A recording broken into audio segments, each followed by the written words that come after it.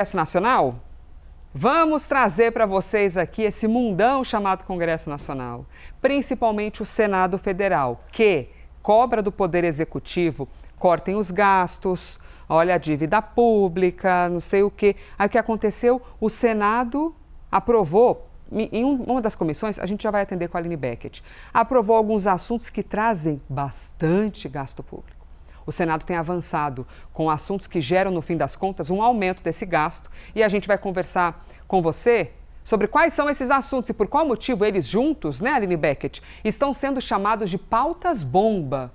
E aí você pensa, claro, é a escala 6x1 que eles têm que aprovar, que está lá. Tem nada, gente. Praticamente nem andou a escala 6x1. Eles passaram outros assuntos e já aprovaram outras coisas. Aline Beckett, foi dentro de uma comissão ou outra? Como é que fica o caminho desses assuntos e quais são esses assuntos? Bem-vinda. Oi, Elisa, muito obrigada. Bom dia a você e a todos. Pois bem, a PEC do fim da escala 6x1 segue travada aqui no Senado Federal. Enquanto isso, a Casa avançou nos últimos dias em pautas de impacto fiscal, impacto bilionário nas contas públicas. Entre elas, a renegociação de dívidas rurais, o aumento do piso de médicos e dentistas e também a aposentadoria especial para agentes de saúde e de combate às endemias. Eu vou chamar uma arte para ilustrar melhor para a nossa audiência como que fica a tramitação e sobre o que se trata esses projetos, né? O projeto da renegociação de dívidas rurais cria uma linha especial para a renegociação das dívidas de produtores que foram afetados por eventos climáticos e dificuldades econômicas. Esse texto, como teve uma alteração aqui no Senado Federal, ele vai precisar retomar agora para a Câmara dos Deputados, vai retornar para poder depois seguir para a sessão do presidente Lula. A equipe econômica estima um impacto de até 140 bilhões de reais para o Tesouro Nacional. Segundo o projeto, o piso de médicos e dentistas, ele passou pela Comissão de Assuntos Sociais aqui do Senado Federal, foi aumentado o piso. Opa, enquanto vocês continuam acompanhando aí a imagem da arte da Aline Beckett, é que falhou um cadinho o áudio dela, mas em instantes ela volta. Ó, estava explicando então esses três assuntos das últimas horas, né, Aline Beckett? Abemos Beckett, novamente. Nos explique, por favor, minha querida, a arte continua aparecendo em tela. Tá certo, então, continuando, Elisa, o piso de médicos e dentistas passou pela Comissão de Assuntos Sociais do Senado, o aumento do piso de 3.636 para 13.662 para uma jornada de 20 horas semanais. Essa proposta segue para a Câmara dos Deputados se não houver nenhum recurso apresentado no plenário do Senado Federal. E a aposentadoria de agentes de saúde, que foi aprovada a PEC na Comissão de Constituição e Justiça, que reduz a idade mínima para esse tipo de aposentadoria para 57 anos no caso das mulheres e 60 anos para os homens com 25 anos de contribuição. Essa proposta prevê uma transição até 2041 e a Confederação Nacional dos Municípios estima que cerca de 400 agentes de saúde fazem esse tipo de trabalho em todo o país. O impacto estimado é de 70 bilhões de reais para os municípios e o Ministério da Previdência calcula um custo próximo de 99 bilhões de reais para a União, para os estados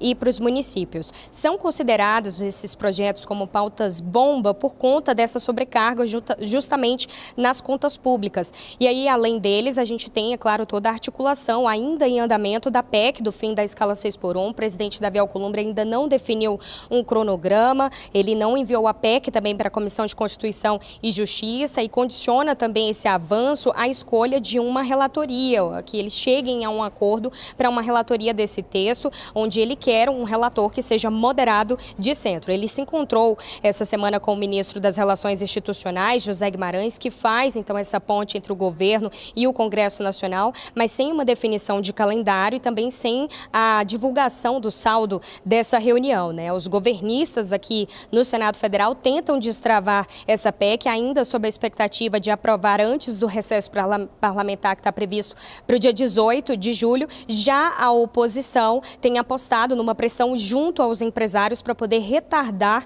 essa tramitação. E aí, só para finalizar rapidamente, Elisa, a CNA, a CNC, CNI, CNT e a Fiesp defendem a PEC alternativa que foi protocolada pela oposição e está na CCJ. Essa PEC permite definir essa jornada mediante acordo individual, convenção coletiva ou até mesmo a negociação direta entre o empregado e o empregador relacionado às horas trabalhadas. Elas divulgaram também uma carta em apoio a essa PEC da oposição, mas o senador Otto Alencar, presidente da CCJ, já disse que a prioridade deve ser da PEC da Câmara dos Deputados. Então, a gente segue por aqui, é claro, acompanhando a repercussão dessas pautas bomba aprovadas e, é claro, a expectativa também dessa definição do calendário pelo presidente Davi Alcolumbre. Volto com você.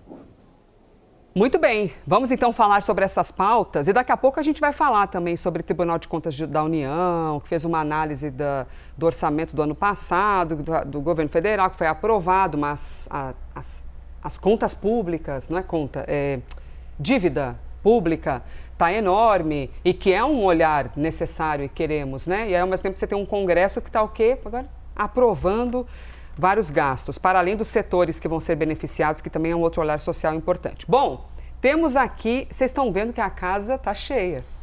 Eu amo isso, gente. Núcleo pobre da novela gosta disso, de gente enchendo a sala de casa. Isadora, Clarissa, Tel e Isabel Mega. Não fique com ciúme não, viu, Bel? A gente está sentindo que você está com a gente, que você está pertinho da gente. Aqui também, inclusive, começamos com a Isabel Mega. Qual é a ferramenta do governo para frear essas pautas que geram um impacto fiscal gigantesco diante de um fiscal que já está daquele jeito sensível? Isabel Mega, bem-vinda. Oi, Elisa. Bom dia para você, para a turma toda. É tanta gente que vou pular as nominatas aqui, viu? Mas, claro, bom dia também para quem está do outro lado da tela. Elisa, o governo tem algumas estratégias desenhadas, né? Tem a possibilidade de judicializar. O ministro da Fazenda, Dario Durigan, falou sobre isso ontem. Então, um caminho do veto, um caminho da judicialização, acionando o Supremo Tribunal Federal. Mas antes de chegar nesse passo, ainda tem a tramitação de algumas dessas matérias no próprio Congresso Nacional. Então, por exemplo, ontem a gente teve diferentes frentes disso que a gente está chamando de pautas bomba lá no Senado Federal. Algumas dessas pautas vão passar ainda pela Câmara dos Deputados. Vou puxar o gancho da questão agrária, que é importante, da dívida rural, que tenho certeza que a Isa vai detalhar para a gente logo na sequência aqui. Isso ainda vai passar de novo pelo aval da Câmara dos Deputados. Só que o governo tem uma estratégia que a gente comentou aqui bem no início da semana, adiantando que isso seria usado como uma espécie de carta na manga, que é segurar a pauta do plenário da Câmara dos Deputados. Vamos lembrar que naquela discussão da 6x1, o governo gostaria de ver a aprovação via projeto de lei. A aprovação aconteceu, mas via PEC. Essa PEC passou pela Câmara dos Deputados. Mesmo assim, o governo foi lá e enviou um projeto de lei para a Câmara. E hoje, passados os 45 dias do envio, a gente tem esse projeto trancando a pauta da Câmara dos Deputados.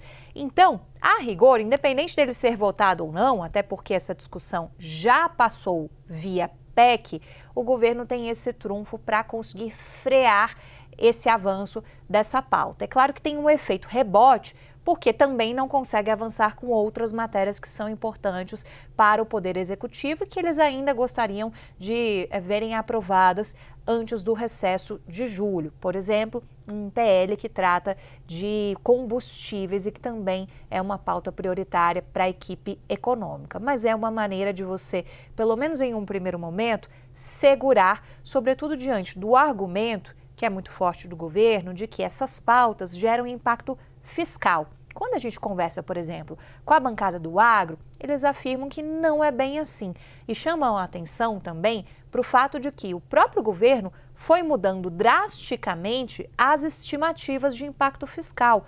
Esse projeto, por exemplo, da dívida rural, o primeiro momento em que o governo falou sobre o impacto, o cálculo era de 800 milhões de reais. Agora já baixou para 140. Então, observa que teve uma revisão de impacto e isso chamou a atenção da bancada do agro. Então, é uma bancada muito forte no Congresso Nacional que pode falar alto junto ao presidente da Câmara dos Deputados, Hugo Mota, que também não está querendo ver a pauta trancada, está tentando negociar com o Palácio do Planalto. Mas até aqui, a ordem que vem do Planalto é para manter este projeto de lei trancando tudo, Elisa.